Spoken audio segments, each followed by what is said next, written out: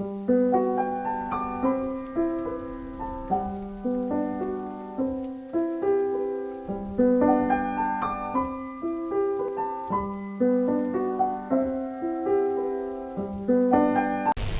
all to today's lecture. I am giving lectures on the subject microprocessor and microcontroller, subject code KEC 502, which is being taught in the 5th semester in AKTU syllabus. Myself, Miss Assistant Professor Tukur Gupta. In today's lecture, I will cover microprocessor 8085 features and architecture. As we all know, as I have already discussed in my previous lectures, that 8085 is the first very basic microprocessor, 8-bit microprocessor, which is being used in various applications. So when we talk about the 8085 salient features, so we can see that it's 8-bit microprocessor, the very first feature. It means it is having the data bus of 8 bits. It is manufactured with NMOS technology. It has 16-bit address bus and hence can address up to 2 raised to power 16 memory locations. Since we all know that if the number of memory locations that a device can access depend upon the number of address lines it's having. So since 8085 is having 16 address lines, so it can access 2 raised to power 16, that is 64 kilobytes of memory locations. And the address lines in 8085 range from A0 to A15. So there are 16 address lines. The first 8 lines of address bus and the 8 lines of data bus, these are both multiplexed. As you know that the 8085 is having 8-bit data bus. So the lower order address lines and the data bus of 8085 both are used in the multiplexed form, that is AD0 to AD7. So if we want to use the address bus, then we have to demultiplex the address bus from the data bus. So this is how these multiplex lines are used. Data bus is a group of 8 lines, that is D0 to D7, as I have already told you. Next important point is it supports external interrupt request. So 8085 is having the special feature that it can handle the interrupt requests which are coming from the external peripherals, external devices which are being connected to 8085 device. It is having 16-bit program counter. I will tell you what is the purpose of program counter and stack pointer. It is having 16-bit stack pointer, 6 8-bit general purpose registers arranged in pairs.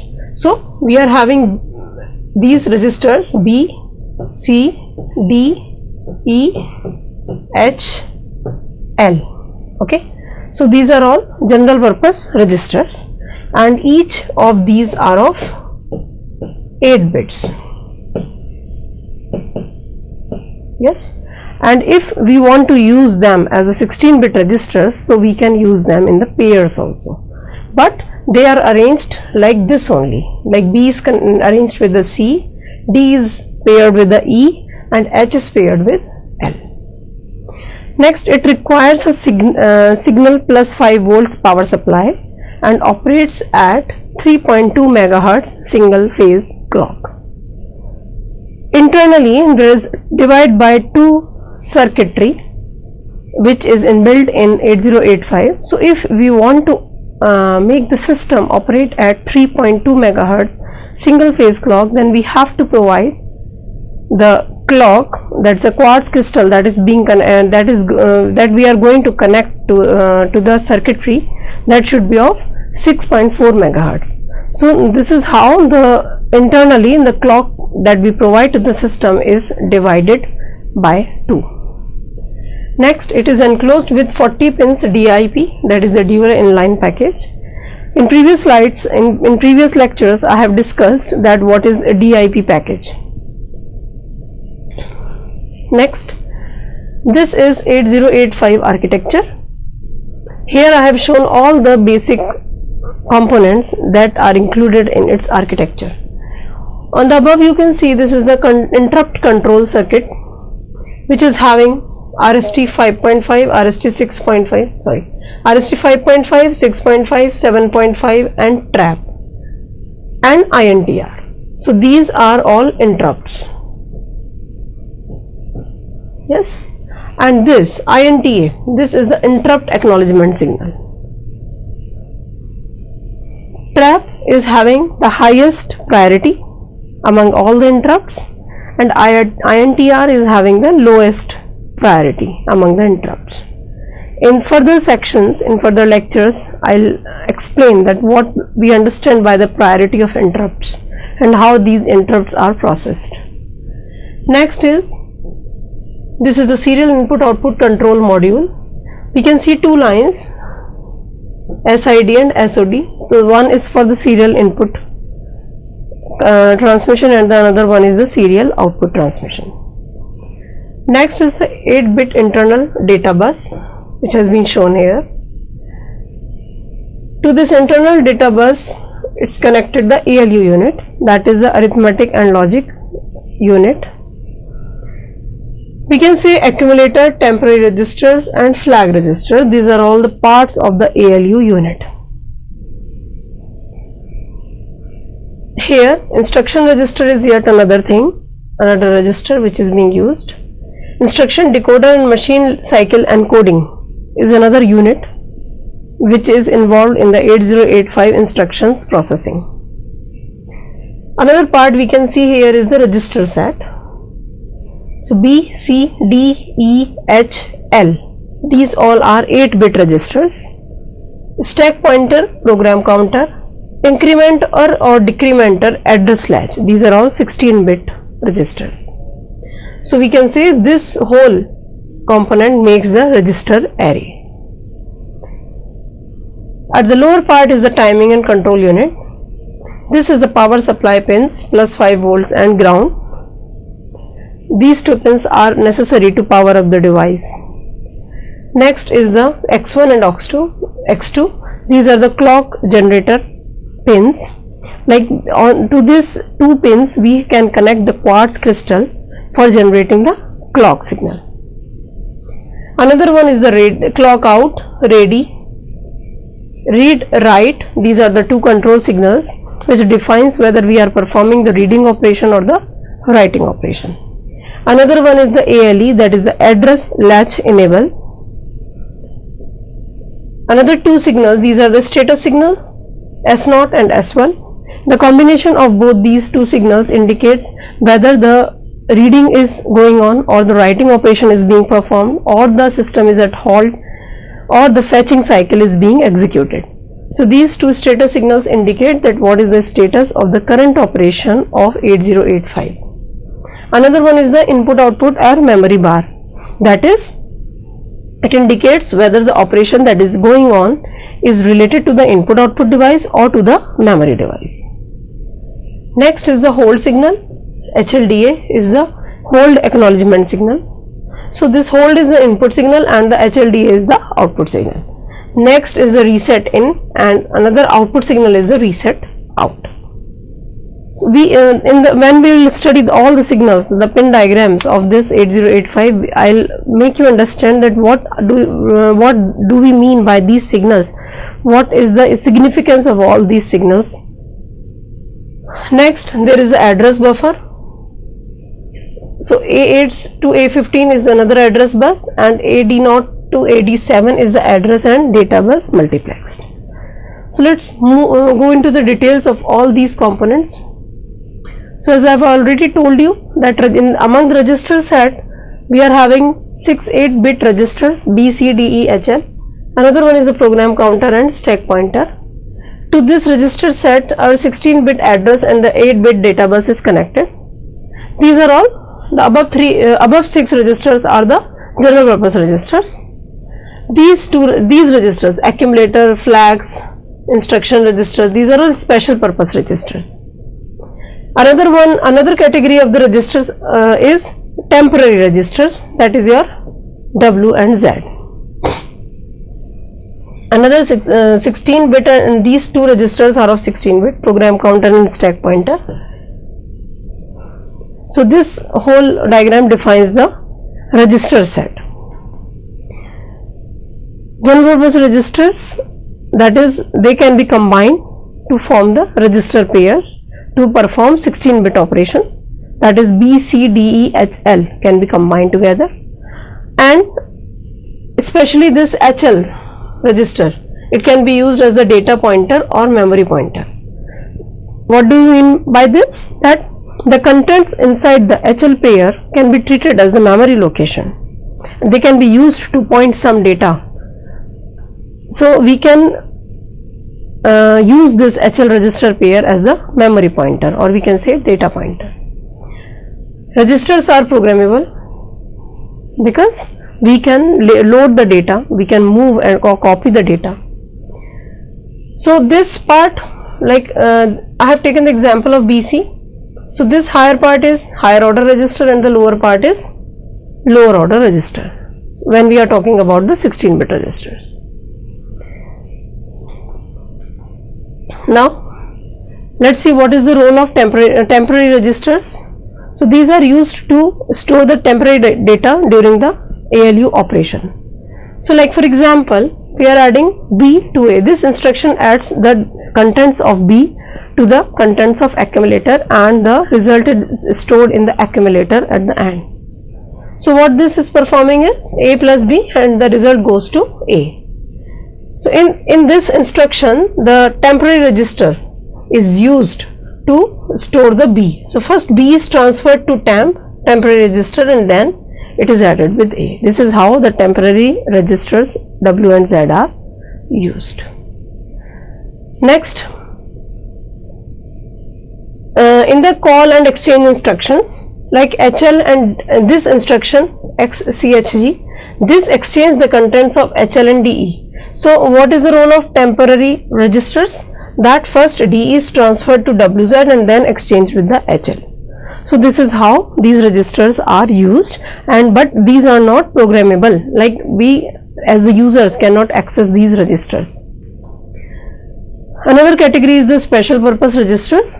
The first one in this category is accumulator. It is used in arithmetic and logical operations, load, store, and as well as input output operations. So this is the 8-bit register and a part of ALU. So how does this flag register look like? Like this is carry bit, this is parity, auxiliary carry, 0 and sign. So after the execution, if the bit 7 of the result is 1, then the sign flag is set, otherwise it is 0. Similarly, if the result of the ALU operation is 0, so then this Z bit is set if the ALU operation results as 0 in the accumulator. Again, auxiliary carry. This bit is set when a carry is generated by the bit 3 and passed on to the bit 4. Next, the parity bit is set when the result has even number of ones. Yes. So, and otherwise if the result is having the odd number of ones, then the parity bit is reset. Lastly, the carry bit. The carry is set when the result generates a carry or a borrow flag. We can call it as a borrow flag also. Let's have a look at this example. Suppose A and B, this is the instruction which is being executed. So what this instruction is doing is that it will add A and B and the result will go to A. Yes. So in the A, this is the content, in the B, this is the content.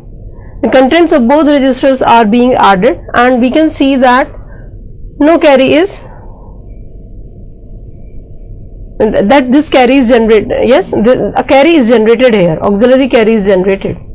Yes, so auxiliary carry flag will be set to 1, and here also the carry is generated, so the carry flag is set to 1. So this is how our flag register looks like after this operation. Sign bit is 1, 0 is 0 because no, the result is non-zero. That's why this bit flag is 0. Auxiliary carry is set to 1. Parity is 1 because the number of ones is even. Now, and lastly the carry is 1. Program counter and stack pointer. The program counter acts as a pointer to the next instruction. That is, the program counter will be holding the address of the next instruction to be executed. So program counter automatically increments to point to the next memory location during the execution of the present instruction. So what is stack now? Stack is reserved area of memory and it works in the LIFO manner, that is last in first out. After every stack operation, stack pointer points to the next available location on the stack. So we can say that program counter points to the next memory during the execution of the present instruction. As you can see in call and jump, right? So what these instructions are for? That in call or jump instruction, our program control goes to some other random memory location. So since the program control goes to some other memory location, so program counter needs to change the address. So program counter changes to the address of the subprogram because it always holds the address of the memory, that memory location of the next instruction that is to be executed.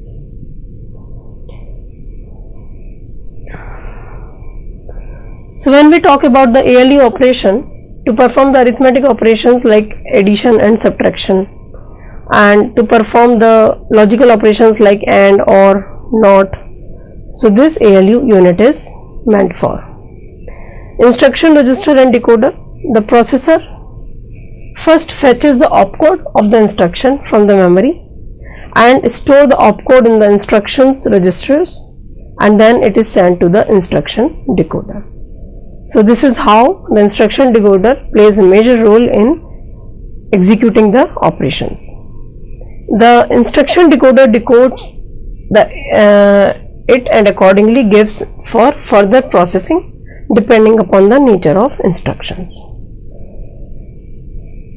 Now when we talk about the address buffer and address or data buffer, as I have already discussed that in 8085 the lower order address and data buses are multiplexed. So when we talk about the address buffer, this is the unidirectional buffer because microprocessor always places the address on the address bus. It is not the peripheral device or the memory that places the address on the address bus. It's always the microprocessor. So the communication is one way from the microprocessor to the peripheral devices or the memory. So the address bits are always sent from the microprocessor to peripheral devices, not reverse. And this is used to drive external high order address bus A8 to A15. Now when we talk about the multiplexed bus, 8-bit bidirectional buffer, because the data bus is also there. The data bits are sent from the microprocessor to peripheral devices and also from the peripheral devices to the microprocessor, and this is used to drive the multiplexed address and data bus. That is the low order address bus and data bus. So let's have a look on the data bus system, on the bus system of 8085. It includes address bus, data bus and control bus. Address bus is of 16 lines, that is 2 raised to power 16. It can access 64 memory locations ranging from 0000 to FFFFH. And when we talk about the data bus, so data bus is 8-bit bus, 8 bits, and it can range from 00H to FFH. When we talk about the control bus, it describes the action of the addresses and the data buses. It is used to control the this bus is used to carry the various control signals during the execution of the instructions. So in this diagram we can see that A0 to A15 is shown the address bus which is connected to memory, input and output devices. and this is one way. Yes, this is unidirectional, not bidirectional, from the microprocessor towards the peripheral. This is data bus D0 to D7. This is the two-way bus, bidirectional, and another one is the control bus, and the control signals are being sent to memory input and output devices. So this is how the bus system works. Next is the incrementer or the decrementer address latch. This is the 16-bit register and is used to increment or decrement the contents of program counter or stack pointer as a part of execution instructions related to them. So as you all know that program counter or the stack pointer, this holds the address of the next instruction or the data which is being processed during the current execution. So 16-bit this incrementer or decrementer address latch is a 16-bit register which is used to increment or decrement the values of these two registers. Another important part is the interrupt control. So as I have already told you that these are the basic interrupts in 8085, INTR, RST 5.5, 6.5, 7.5 and TRAP. TRAP is having the highest priority and INTR is having the lowest priority, and the priority goes like this. This is having the lowest, then this 5.5, 6.5, 7.5 and the highest is of TRAP. This is INTA is the interrupt acknowledgement signal. So when the microprocessor receives any interrupt signal, it suspends the currently executing program and jumps to the another program which we can call as interrupt service routine. That is your special routine which is defined when any interrupt is acknowledged, yes, to respond to the incoming interrupt. Another is the serial input output control. So this contains two lines, SOD and SID. So SOD is serial output data and SID is serial input data. Another one is the timing and control unit which is having these signals: control signals ready, read, write, ALE, status signals S0, S1 input output memory bar, DMA signals hold and HLDA, reset signals reset in and reset out. So in this way these all pins or signals we can say are arranged in the pin diagram ranging from pin number 1 to pin number 40, and I will discuss the pin diagram in next lecture. That's all for the today's lecture. Thank you.